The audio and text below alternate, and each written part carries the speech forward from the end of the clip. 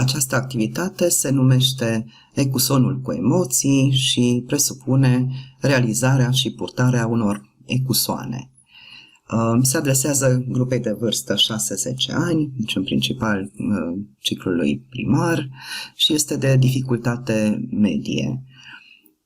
Activitatea contribuie la dezvoltarea empatiei. Aveți nevoie de cartoane colorate, de foarfecă pentru decupat, de panglică sau șnur pentru a atârnat ecusonul, de marcare pentru a desena diferite fețe, respectiv de fețe decupate din cărți sau benzi desenate sau reviste, fețe care sunt expresive. Cum procedați? Decupați dumneavoastră sau cereți copiilor să decupeze fețe care reflectă diferite expresii.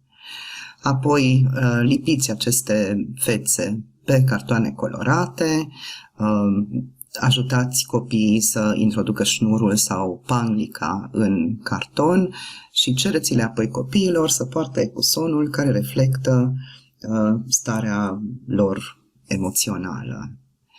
Realizați activitatea aceasta doar la anumite momente ale rutinei zilnice de la școală. De exemplu, puteți să le cereți copiilor dimineața să aleagă ecusonul care reflectă felul în care se simt.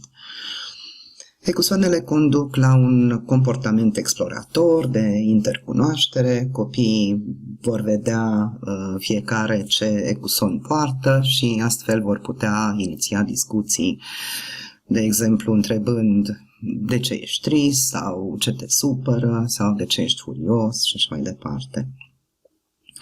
Această activitate este o introducere foarte eficientă pentru cuvinte care exprimă emoții și empatie, evident încurajează interacțiunea, îi pregătește pe copii pentru acel tuning care este specific empatiei.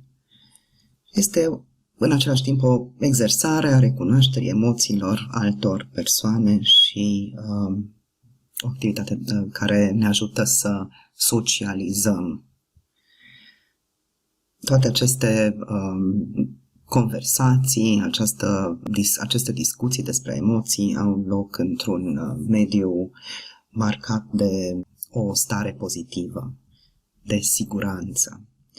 Profesorul poate și el să poarte ecuson care să reflecte emoțiile sale și, bineînțeles, asta i-ar ajuta pe copii să empatizeze și cu adulții.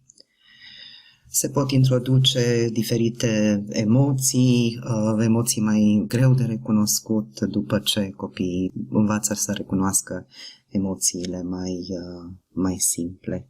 În funcție de vârstă, toate acestea și, bineînțeles, copiii trebuie învățați să distingă emoțiile acelea. Succes! Dacă întâmpinați greutăți în implementarea activității, vă rugăm să vă adresați tutorelui.